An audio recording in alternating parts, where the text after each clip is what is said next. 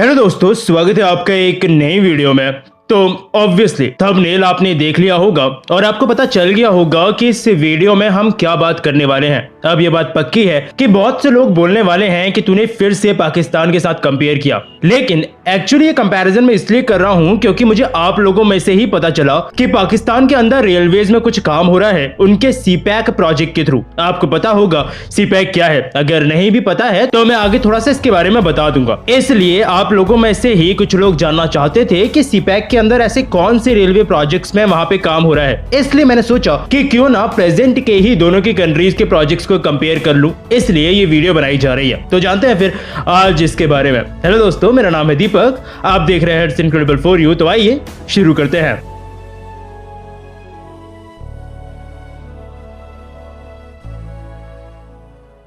तो इस वीडियो में मैं कोई हिस्ट्री वगैरह कवर नहीं करूंगा क्योंकि हमें मेनली प्रोजेक्ट्स के बारे में बात करनी है। हिस्ट्री में ना भी कवर करूं तब भी इतना तो नॉर्मल सी चीज है जो सबको पता होगी कि इंडिया और पाकिस्तान को रेलवेज हमें अलग अलग हमारी आजादी के समय मिल गई थी और ब्रिटिशर्स ने ही इसे इंडिया में शुरू किया था। उस समय नॉर्मल धुआं उड़ाते हुए पू पू करते हुए जो ट्रेन चलती हैं वही चला करती थी, लेकिन अब प्रेजेंट में एक्चुअली सिचुएशन ये है कि दोनों ही कंट्रीज इंडिया और पाकिस्तान रेलवेज के मामले में बहुत बढ़िया नहीं है। मैं ये चीज इसलिए बोल रहा हूं क्योंकि चाइनीज रेलवे, जापानीज रेलवे जैसी रेलवेज दुनिया में एग्जिस्ट करती हैं जिनके मुकाबले अभी भी हम लोग थोड़ा पीछे हैं। लेकिन इंडिया के केस में चलो ये चीज हम कह सकते हैं कि हमने लेट जरूर शुरुआत की, लेकिन अब अपनी रेलवेज पे काम कर रहे हैं उसे आगे ले जाने के लिए। लेकिन पाकिस्तान की रेलवेज का अभी भी बहुत मुश्किल हिसाब किताब है। उनको खुद की रेलवेज को डेवलप करने में प्रॉब्लम हो रहा है क्योंकि उनकी इकोनॉमी चरमराई हुई है। शुरुआत हम लोग इलेक्ट्रिफिकेशन से ही कर लेते हैं जो कि एक प्रायोरिटी प्रोजेक्ट है इस वक्त इंडिया के लिए। इलेक्ट्रिफिकेशन का मतलब होता है कि जहां जहां से रेलवे ट्रैक्स जा रहे हैं उन रूट्स को प्रॉपर्ली इलेक्ट्रीफाई कर लेना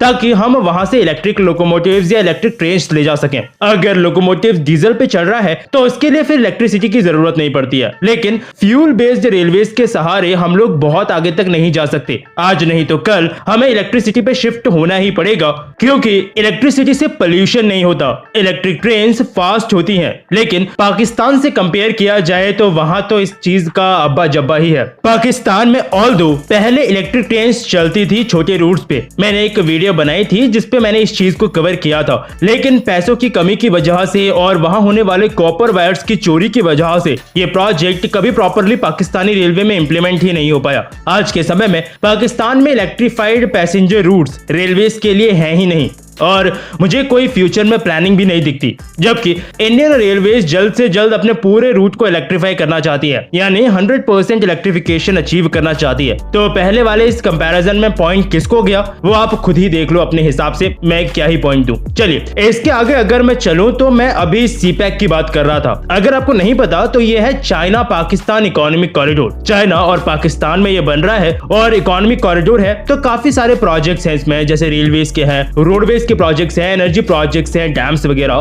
तो रेलवेज के कौन से प्रोजेक्ट्स हैं? इसमें एक्चुअली जो आइडियली सोचा गया है वो तो यही है कि बूढ़े होते हुए पाकिस्तानी रेलवे सिस्टम को वापस से जवान किया जाए। लेकिन ML1 यानी मेन लाइन 1 ये कराची और पेशावर के बीच में रेलवे रूट है और काफी ज्यादा बहुत परसेंटेज में रेलवेज का ट्रैफिक पाकिस्तानी रेलवेज का इससे होकर गुजरता है, तो इसको रिबिल्ड करने की बात कही गई थी। मेन लाइन 1 की तरह ही मेन लाइन 2 और मेन लाइन 3 रेलवेज में भी एक्सपेंशन और अपग्रेडेशन की बात कही गई थी। नए रेलवे कोचेस को प्रोक्योर करना, रेलवे स्टेशंस को रिकंस्ट्रक्ट करना, इन सभी की भी बातें कही गई थी। एक रेलवे लाइन भी है अलग से, मैं नाम लिख दूंगा स्क्रीन पे, मुझे मुंह जुबानी याद नहीं है। लगभग 682 किलोमीटर लंबी रेलवे लाइन है ये, जो कि पाकिस्तान को कनेक्ट करेगी चाइना के शिनजियांग प्रांत तक। लेकिन अब इनमें से कितनों में काम खत्म हुआ है? शायद ज्यादा में नहीं, कितनों में शुरू हुआ है? हाँ कह सकते हैं थोड़ा बहुत में काम इनमें शुरू हुआ है, लेकिन अब मेन प्रॉब्लम इनके साथ ये है ना कि ये प्रोजेक्ट्स बन रहे हैं लोन पे। सीपैक का पार्ट है ये सारे प्रोजेक्ट्स और वो चाइना से लोन पे ही बन रहा है। तो जैसे कभी कुछ भी होता है, अभी जैसे कुछ समय पहले चाइनीज नेशनल्स पे पाकिस्तान पे हमला हो गया था, या फिर चाइना को कभी लगता है कि पाकिस्तान की हालत नहीं है, लोन का इंटरेस्ट भी अभी शायद वो दे पाए,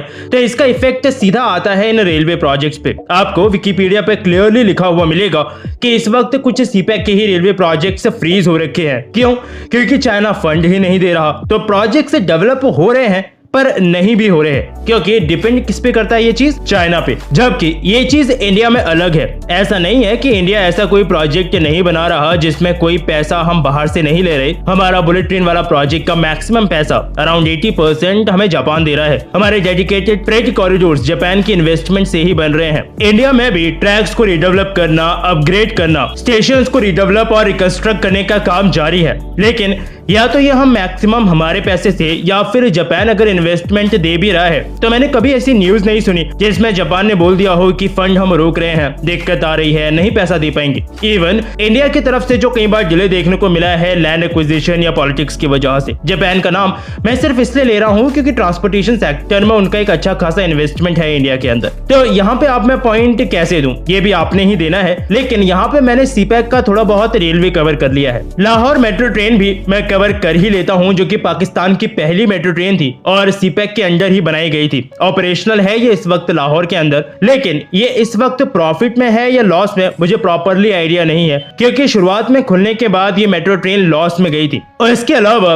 देखो एक चीज ये भी होती है कि रेलवेज में इनोवेशन क्या हो रहा है, क्या हम खुद को फ्यूचर के लिए तैयार कर रहे हैं। जैसे एग्जांपल के लिए जापान का एग्जांपल लेते हैं, अच्छी खासी डेवलप्ड रेलवे है, नई नई चीजों में वो इनोवेट कर रहे हैं। बुलेट ट्रेन के बाद अब मैगलेव की तरफ जापान जा रहा है उसे कमर्शियली शुरू करने के लिए। चाइना में ऑल्दो अभी भी मैगलेव चलती है, लेकिन जापान की उससे भी ज्यादा फास्ट होगी। इंडिया की बात करें तो हाँ, एग्जिस्टिंग रेलवे में भी थोड़ा बहुत इंप्रूवमेंट की जरूरत है, जो कि हम लोग कर रहे हैं। रेलवे रूट्स की स्पीड लिमिट बढ़ा रहे हैं, स्टेशंस को बेहतर बना रहे हैं, और green railway, hydrogen trains, high speed trains के थ्रू एक स्टेप ले रहे हैं धीरे धीरे, ताकि फ्यूचर में हम बाकियों से बहुत पीछे ना रह जाएं। लेकिन पाकिस्तान के लिए दिक्कत यह है कि उनको अपने एग्जिस्टिंग रेलवे सिस्टम को ही इतना अपग्रेड करना है कि सबसे ज्यादा मेहनत उनको उसी चीज में लगेगी। हाई स्पीड रेल की बात हो, ग्रीन रेलवे की बात हो, इवन इलेक्ट्रिफिकेशन तक पाकिस्तानी रेलवे में इसके बारे में कोई बात नहीं कर रहा। तो देखो वीडियो का मतलब बिल्कुल भी ये नहीं था कि मैं किसी कंट्री को दूसरे के सामने नीचे दिखाऊं। जापान के सामने मैंने इंडिया को भी लथेड़ दिया,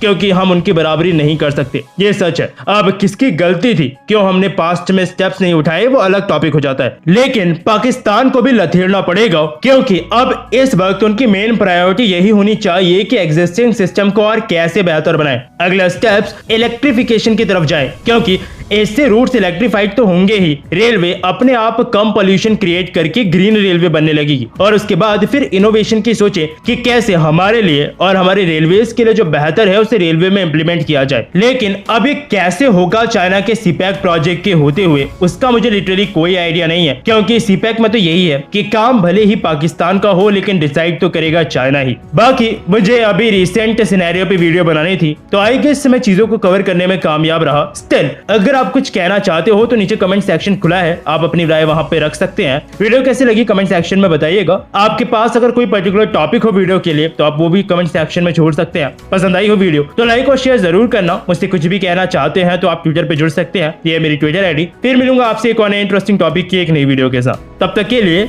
अलविदा।